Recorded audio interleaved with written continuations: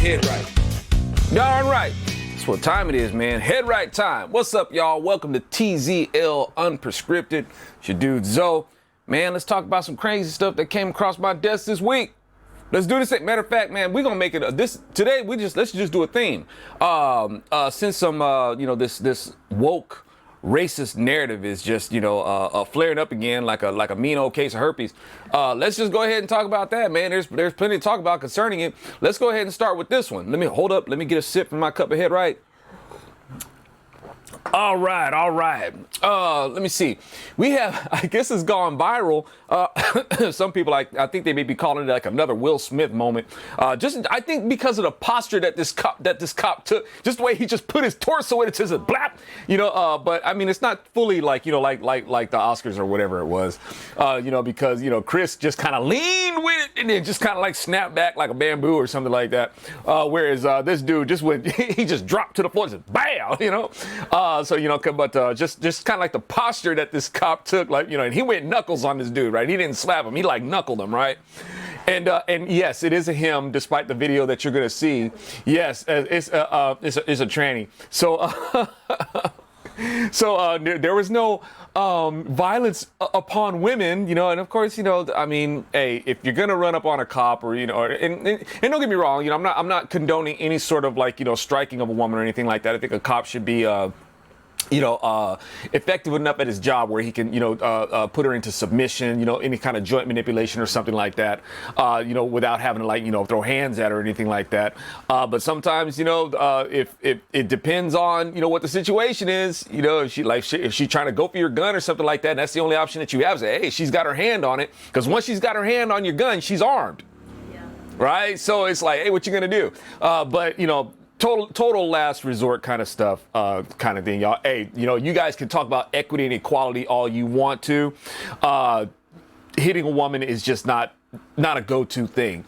And of course, even with their narrative, they're totally inconsistent about it. They want that equality and equity. The second a dude like me hit a woman, you hit a woman. Oh, you're a woman now, huh? Okay, say don't even front. So anyway, so in this right here, I guess this police officer, punched this tranny, and I guess it's gotten a lot of views. So let's take a look at it. At least let's see how it went down. There's no audio that goes with it. All I've got is like the video capture, but I'll try to narrate, I guess, just as best I can, as far as what happened. Let's take a look. So you can see right now, you got this neck wiggling witch, putting her hands and putting her finger. I don't know where your finger been. Get your finger out of my face. That's against code or something like that, man. Look that up. Putting a foreign finger in my face where I don't know where it's been. And you got this loud, talking, with her megaphone. Let me see. There he is. There's the tranny. Tranny power. And so and he tries to get between them. And I feel like I'm doing a play-by-play on a sports show or something like that. It just went down. Oh! I saw the ground shake a little bit, when dude went down. See that muzzle that they got on that dog? They needed to put that on that mouthy hyena that was waving her finger in that dude's face. Look at him just laying on the ground like, hey, get back here. I was kind of enjoying that, yeah. Hi there, sailor. Look how complacent he is. He's all docile now. It's like he's, waiting for like a sedated pet in an animal clinic, waiting for the thermometer. And it's like, that's how that's going. So anyway, that's that right there, I guess is something that's really popular, that's going viral in the news. And I guess he's already released, and they're going to, and they're shouting racist. It's according to the article that I see. It's like no justice, no peace. F these racist police. Is like, okay, so and don't give me and now a lot of course, I guess those who are back the badge types or of the conservative persuasion are going to say like, well, how they are going to be racist? The cops are black. Okay, conservatives, please be very careful with this, because I'm seeing conservatives do that. How can this be racist? The cops are black. Okay. This is how conservatives, again, get led by Democrats. All right? You can't go from, how come blacks can't be racist too? Of course blacks can be racist too. Look, there's a lot of black racists out there. and then turn around and say, how can the cops be racist? They're black. Okay. You see what I'm saying? Yeah. It's ridiculous for you to call the cops racist. They're black. Hello. It's like, no, dude, it doesn't work that way. Don't do that. All right. So now, just you got the right idea. Okay, that was a cup moving across the table. The audience is not sitting still, but they can't, man. They got a party in their seat, man. I be saying stuff and it just, so that was an audience member. That wasn't me.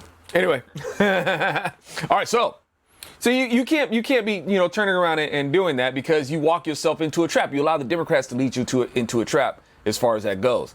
However, it's like, but yes, it is true. It's like, yeah, we have black cops on the scene. You got these people out there shouting racist cops. Now, remember, y'all, you got Democrats in their imagination land can switch stuff around any way that they want to. You obviously, the dude who got knocked out thinks that he can switch around his sex. Okay, so when the cop gets out of the car, yeah, of course they can go ahead and see them as racist too. As far as they're concerned, because they are blacks in uniform, they're basically white people. They're white as far as they've sold out to the white man. For all intents and purposes, they are white as far as they're concerned. And they can just go ahead and disqualify anybody's black card and disqualify anybody or tell white people that they can't be white, which I think is hilarious. It's like, you're going to sit there and tell white people, you got to give up your whiteness. You got to stop being white. That's why, aren't you guys contradicting? How does a person, if they're born white, how do they stop? What if their behavior?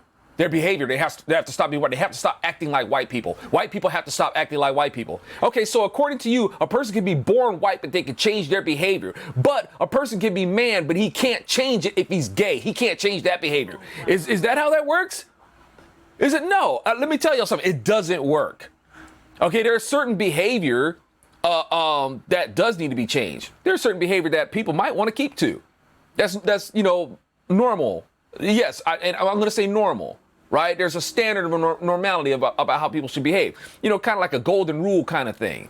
And how people treat each other. But there are certain behaviors like, look, man, that's not, conducive with a well-adjusted society. It's not conducive with the perpetuation of our species. You might not want to do that. Okay? And if you do want to do it, don't be trying to force it to be legal for you to make us believe it and accept it. All right? Because it's really not acceptable. So at any rate, home dude, home girl, whatever, herm, him, whatever your pronouns are, which I have no respect for. It's like, I ain't sorry, man. I ain't getting caught up in your witchcraft, man. Them spells don't work on me, all right? God knocked the Fruit Loop out. Actually didn't really get knocked out. Like I said, it was like he kind of took it by surprise. Oh, and he just did this little dramatic fall, run on the ground, kind of rolled on the ground a little bit. It was like, okay, you're the boss. I'm in submission. Go ahead and we're gonna. And he took him to the car. He's like, we're gonna finish this later, right? And just funny how he just kind of like rolled on the ground. Look at how I'm cooperating. All right, so then from there. Let's talk about a DJ at a school. A DJ, I guess his name was Kim Coco Hunter, right? Got hired by the school PTA, school PTA, and another one of the teachers there is a professor. Professor who at school? Yes, Ooh, wow. It was an elementary school. Wow. Oh, okay. Gotcha. I was like, man. It's like, okay. Talk about, the standards in education, where we got, professorial teachers, coming in and teaching the first graders or whichever. So and right now, I don't know if it makes any bit of difference, because it's all indoctrination, from K through higher learning, all indoctrination anyway. So this dude, in his acute butthurt, sees a black DJ and then has a hissy fit and says, this guy's in blackface. Wow. It's like, man, it's embarrassing when you have, and this, I'm going to talk about this a little more when it comes to, I'm going to talk a little bit about the Kill Whitey gunman that they have apprehended.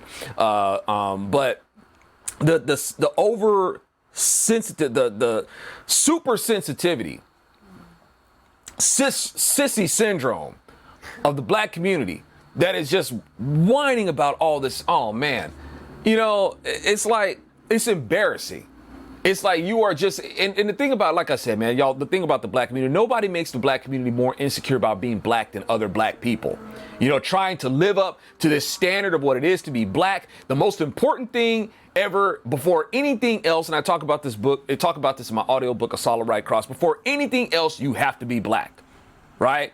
Before you're an American, you have to be black. Before you're a father, you have to be black. Before you're a mother, you have to be black. Before you're an employee, you have to be black. Before you're a child of God, you have to be black. That's paramount. That's the premier of everything, right? And it doesn't work out good. But this pride in this assumed royalty of your race is not helping you. It's hurting you. All right? So, but as it is, you know, despite all this pride and all that sort of, I'm talking about just the most sensitive, sissified culture, this woke black culture that is just crying for respect. Not a good way to get respect. Okay, and don't get me wrong, man. I'm not saying that challenges haven't come to the black community in profound ways. I'm talking, to this day, black folks are a target for racism. That's true. Okay, it's disproportionate. There's other people have experienced racism too in America. That ain't no joke, for real. But seriously, disproportionately, black people. The laws against black people. The revocation of rights from black people being and the status that we would receive in the culture is like by law to be made these second-class citizens. That's not even really the issue. The sad part of it is when you have the black community put their loyalty behind the party that made it that way. The party that wanted to keep it that way. Yes, there is white privilege and white supremacy and systemic racism executed by white people, and they are Democrats. And this is where conservatives keep messing up on this because they keep trying to say there's no such thing. And by doing that, you just wipe the Democrat slate clean. You got nothing to beat your adversary with. Geniuses, keep trying to tell these, you know, and thank God some of y'all are listening and y'all tune in. But by and large, the Republican Party, they don't get it. They don't get it. And this is the thing that they keep giving Democrats to beat them over the head with over and over. That's why we keep going through this race narrative. That's why it's so easy for Democrats to keep driving this stuff. And Democrats, and Republicans be like, ooh, look at Biden in the polls. He's going down in the polls. Man, haven't y'all learned that doesn't really mean anything? It doesn't mean anything. Well, okay, so you're looking at political polls. But you're not looking at how this is going to play out in the culture. You really still don't get the cultural thing. Really don't. Really don't. You know, so this person is so sissified over this that he actually sees a black man and he's so sensitive to it, he thinks the person is in blackface. Why? Because the person had a sunglasses and a wig. You know, just to make, I guess maybe make himself look like he was out of the 70s or something like that. That's blackface. You know, this butthurting teacher gonna come out like saying, blackface, and people need to be aware and they need to be sensitive and understand how much this hurts me. Oh, it hurts so bad. Can I get that preparation H, please? You know, can I get my preparation H enema? You know, it's like, dude, seriously, man, it makes us look like a bunch of punks. You know, how long have I been saying this? So it's like that's the kind of stuff that we're gonna go through. And like I said, you know, by and large, Republican, their response to this is just it fuels the fire. You know, they don't know what to do about it. And they just want to listen to other, you know, high-profile conservative commentators talk about it that offer them no help as far as do that. And they want to find their token Negroes who are going to go along with them and say the same thing. Oh, I know, it's so ridiculous. You know, there really is no systemic racism, and there's no white supremacy, and there's no all that sort of stuff, you know, that these white people are doing. It's like, yeah, those are the black people that conservatives love. They love them. Right? And it's like, it's not helping you. Oh yeah, Brexit, look at black people are waking up and they're coming to Trump and all that sort of stuff. No, dude, that's not gonna work. I'm trying to tell you, it's not gonna work. Oh, look, it didn't work. Yeah. Right? That doesn't work. Doesn't work that way. But, you know, I guess as long as they stoke your anger and stoke your pride and you feel good about it, you know, that feel-goodism, you know, whatever. You know, there's better ways to go about by handling this. And now from here, that kind of brings, that ties me into the kill Whitey gunman. I talked about this a little bit on my buddy Joe Messina's show that we do together, Soul Food Radio. And but I wanted to go ahead and reiterate on it here, just to kind of give an idea of just this sissy mindset, that too much of the black community has, and things. It's just fine. It's like the feminist movement, finding all this empowerment in being a victim. Right. An empowered victim. Talk about an oxymoron, right? So you got, what is this? Here's some writings from the grumpy gunner, as I call him. James, right? He appears to believe that black people do not, I guess he's got a big chip on his shoulder, or a big fried chicken bone to pick with black folks. Because of all these things, and likes to throw the N-word around a lot. It sounds like a self-loather to me. That's just a word I just don't use. No good reason to use it, right? But he likes to use it a lot, and F-bomb. And I guess he thinks he's Samuel L. Jackson or something like that. Another sellout. But he's truly black, though, because he went to Morehouse. I'm a real black man. I went to Morehouse. Oh, that college founded by Republicans that you hate so much? Okay, anyway. So, this right here says black people do not live in a no, okay, this is a commentary from the person talking about James. Says James appeared to believe that black people do not live in a self-sufficient way and are therefore dependent on white people for their livelihoods. To illustrate that, he proposed an experiment. Now, let's get to where James is talking. So, James says, I want this white man, if he don't blow the effing planet up, okay, one thing I want him to do besides kill, dude, get to your point, because he's like, he keeps sidetracking, kind of like how I'm doing right now. We're kindred spirits, I guess, like that. Anyway, but I don't, never mind. He says, I want him to do, besides kill us, exterminate us, is to let us off to ourselves. Well, yeah, well, take that up with the Democrats, because Democrats, these white elitist Democrats, take that up with them. They're the ones who seem to have a big problem with not leaving us alone. They got a special fetish for black folks. They have to control us. Take that up with the Democrats. That ain't white people in general. That's Democrats who cannot leave us the hell alone, and still to this day want ownership of the black man.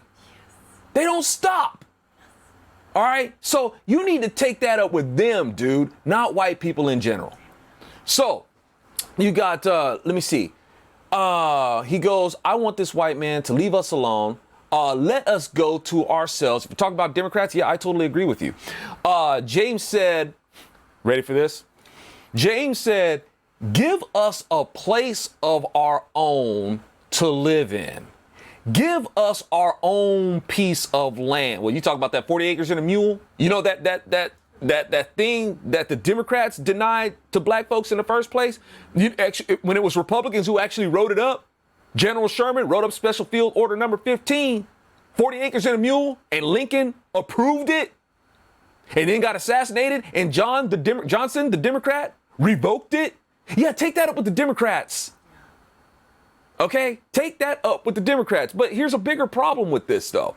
Okay, give us a place of our own to live in. Give us our own piece of land, whatever, a country, a state, and let us do totally for ourselves. Not white oversight at all in this scenario. Okay, so, James, and he's not the only one to think like, unfortunately, he's not the only one to think like, I've seen other nuts think like this too. It's been up for a long time. Here's the problem with your premise, James. If you want to lay down the premise of self-sufficiency, you don't start by asking white people to give you. White people, give me this. Give me this so I can be self-sufficient. What the crap, man? It's like, dude, if you want it, you go get it. And don't get me wrong, man, because yes, there, to this very day, man, there are white elitists getting in our way of doing things. That is, it's like, say, for instance, for myself, right? My career was devastated by white Democrat voting elitists, right? Have kept this, despite Black Lives Matter, we care so much about the little guy, the black man, they destroyed my brand, right? So I understand what he's talking about. I mean, they've done it. They did it in flipping Black Wall Street. They did it in Tuskegee. Democrats, white Democrats came in and burned that place to the ground. So yeah, this is just something that white people do. They impede. They want the black man controlled. They want them to remain a voter stock. And not only that, they are the driving force to gain sympathy votes for whatever it is that they want. They impose a plight on the black community and then make everybody else feel guilty about it and then relate every other plight to that plight. Oh, you're against illegal immigration. I guess this is just going to be like Jim Crow again. You guys are the ones who authored Jim Crow, but they'll use that to gain sympathy votes so they can have sanctuary states and all that sort of stuff, and then so illegal immigrants can have the right to vote. Right? So this is the kind of stuff they do. Oh, you don't want homosexual, you don't want same-sex marriage. Well, I remember there was a time when blacks and whites couldn't be married. There was a time when blacks, couldn't enjoy marriage. Y'all made it legal to you guys are the ones who wrote the anti-miscegenation laws. Y'all did that. You're the ones who withheld licenses from black people in interracial marriages. Y'all did that. You Democrats did that. Right. And then they'll try to use that same plight to say that America is against same-sex marriage. I'm against marriage licenses altogether. I don't need permission from the state. That's the worst thing about our marriage is the fact that we had to get a license from the state. Yep. The Lord gave us permission. Yep. So, but that's the kind of stuff they have to keep control over the black community because they control the cultural narrative with the black community. Impose this plight on the black community and make the rest of America feel sorry about it, and then they control their perspective on votes concerning it. From taxes to social policies to foreign policy, all of it. They use the black community for that. All right, so yeah, what this guy is talking about, I wish these white people would leave us alone. I agree if you're talking about white Democrats because they're the ones who are doing it. But your premise is wrong, dude, when you're saying that we want to be self-sufficient and independent. Now, white folks give us this. Hey, what? You're the one looking for mighty whitey to come save you. Just show your worth in something, man. It's like, look, I don't do what I do to try to show my worth and try to gain approval. It's like you're trying to gain approval, dude. They talk about other black people. Like, we're trying to get approval from the white man. No, you are. You want white people to approve this. You're looking for approval from the white man. I'm not looking. The only approval I care about is the approval from God Almighty. And with that is the best service I can do to mankind. That is, I can't do right by you unless I'm looking to do right by the Lord and let him order my steps. So whatever service I can be, my service is not catered to Republican or Democrat or white, black, or anybody in between. Do I vote Republican? Yes, because I think it is the most friendly to the Constitution, the premise of being a Republican. Not what these rhinos are doing today or whatever this Republican Party has become. I don't know who y'all are. Most of y'all. Thank you guys for tuning in. You guys know what's up. You know what I'm talking about. We on the same frequency. But you know that the Republican Party, by and large, is lost. A sad shadow of what it was founded as. Right? The radical party that it was founded as. What it was supposed to be. Radical in the order of the one true radical, Jesus Christ. Right? Republicans have besmirched that. But that's what we want to get down to, and that's the kind of thing that I want to lend a service to. It's not color catered, It's not about me answering to answering the Constitution, answering to the country. I think I answer to the Lord. The best way for me to adhere to the Constitution is to adhere to the Lord. The best way for me to be a patriot of this country is to put the kingdom first, not America first. And then if people would do that, they wouldn't be gaslit by this stuff. They wouldn't be triggered by this stuff. They wouldn't be manipulated by this stuff. If they would put on the filter of the Lord, the helmet, the breastplate, the belt, and the sword. If you put on your flipping uniform, we wouldn't be triggered by this stuff and controlled by the godless. But this is the stuff that's taken over us, right? So, and I go on to say that one of the reasons why I also wanted to bring this up is because here's an example, y'all, of when people talk about whiteness. Let's see if I can help you guys out with this. Like, say, for instance, when Coke talks about, okay, we're going to give up whiteness, or this dumb thing that this self-righteous sanctimonious move that this church did the other day, talking about we're going to give up whiteness for Lent. Okay, here's the deal about whiteness, the behavior of it. And just the same way, people would talk about blackness or anything like that. It's a behavior. It doesn't qualify you in terms of your nation, right? You can't tell somebody, oh, you're no longer black. You can't, just because they don't behave the way that you expect them to behave. You impose a stereotype on them. You expect them to live by a stereotype to qualify as black, and they get offended when people stereotype you. That doesn't make any sense, right? This whole thing is stupid. But when it comes to like whiteness, what are we talking about? I'll give you an example. I got a comment when I did the video with Bill Whittle on the virtue signal. A comment. This person left a comment and says, you want to get rid of whiteness? Fine. But I'm taking my stuff with me. Say goodbye to electricity. He lists a list of things, right? And the first thing he lists is electricity. This is what people mean when they talk about whiteness. Here's an example of it. Okay, first up, what people don't like about whiteness, quote unquote whiteness, is that it's the attitude that the world is beholden to you. Okay, you act like you own everything.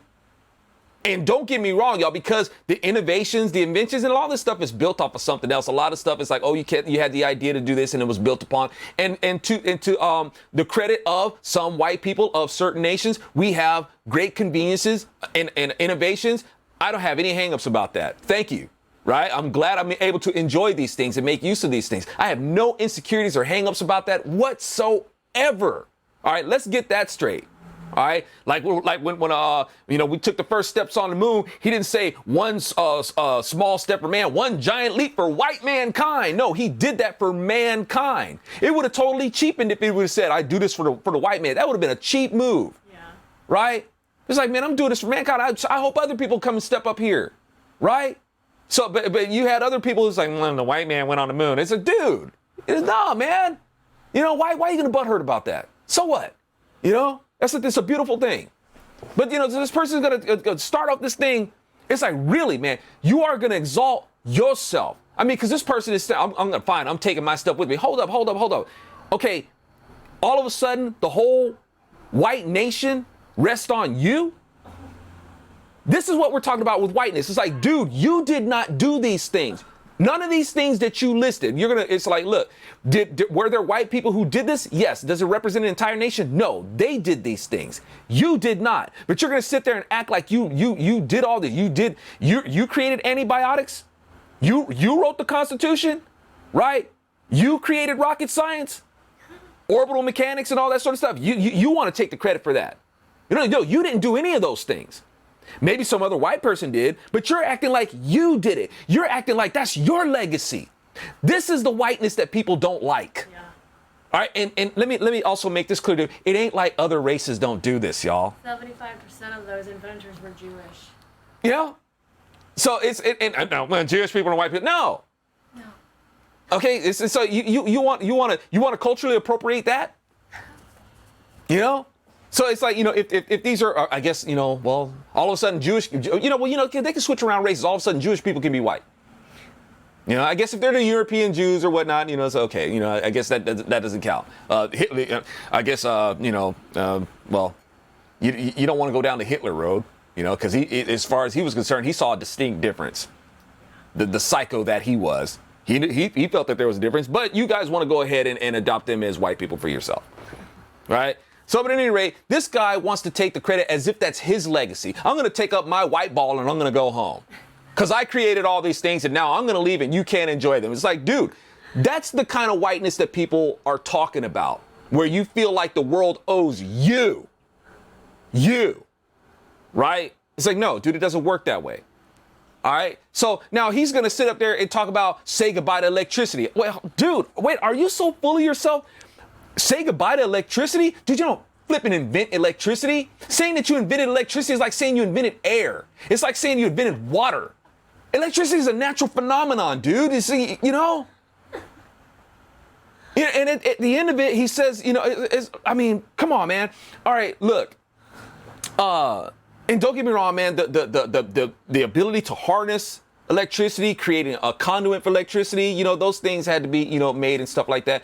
But it's not like you're the only, that white people are the only people who figured out that these things carry currents. Okay, this person acts, at the end of it, he says, enjoy your grass hut squalor. Wow. Really? Really? If you think that if it wasn't for white people, that's all people would live in? As if brick masonry, stone masonry wasn't done before white people? Yeah. That's been going on for a long time, dude. You know, and in terms of like making grass huts, dude, it's out of a necessity. If you don't need more, you have certain cultures like, look, man, if I don't need more than this, yeah, I'm going to go out there and hunt with a stick. You know what? Because I can probably on my own get out there and catch that thing.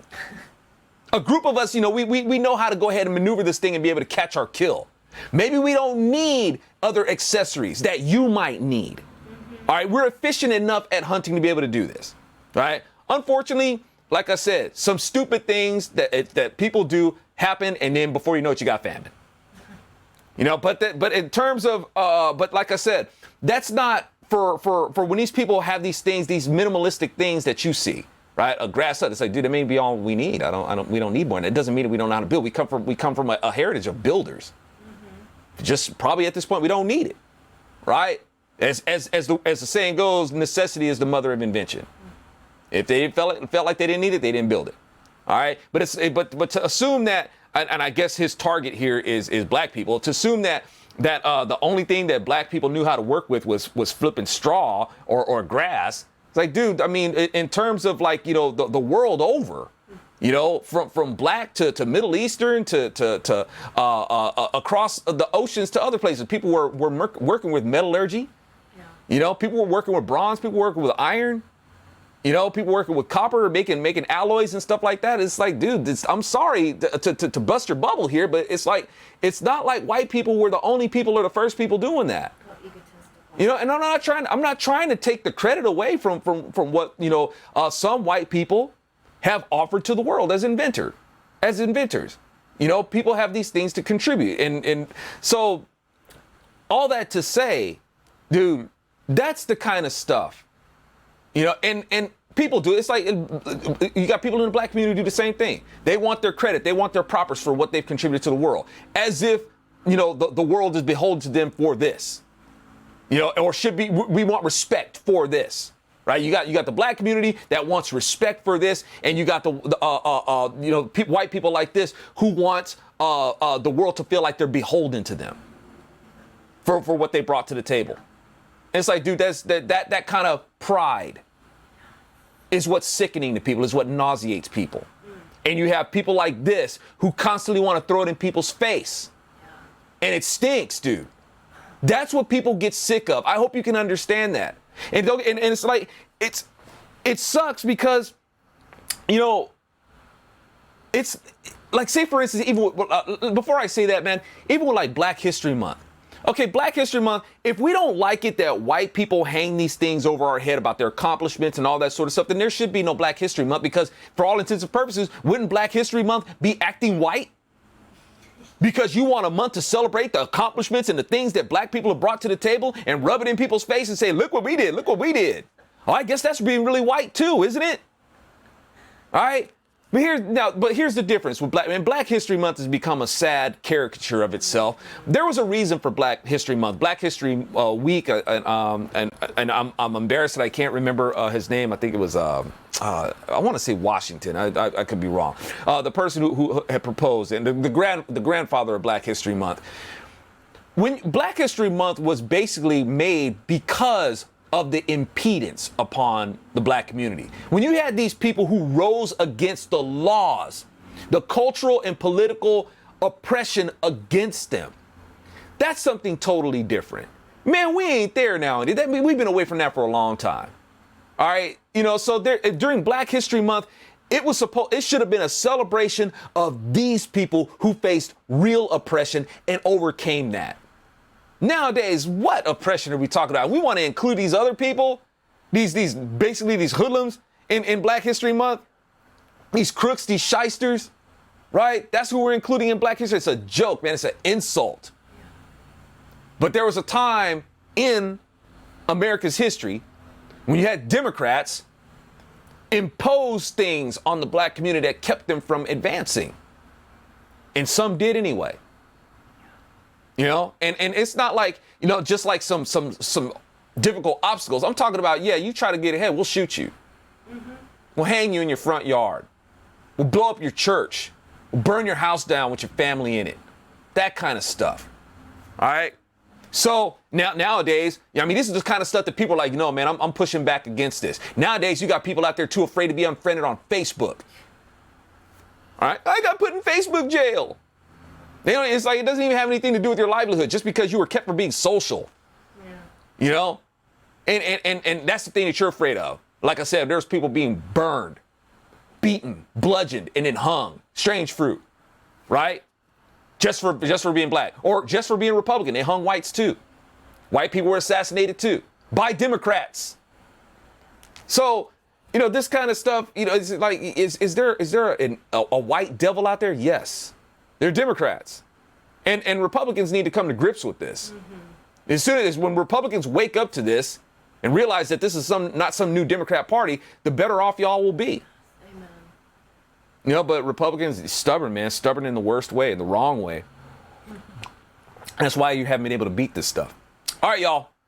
Anyway, that's what I got. That's my dose for the day. And I hope you guys got something useful out of it. And I hope you guys will share this video. Drop a buck in the bucket to help keep your bros on the go. And we'll talk again soon. Blessings.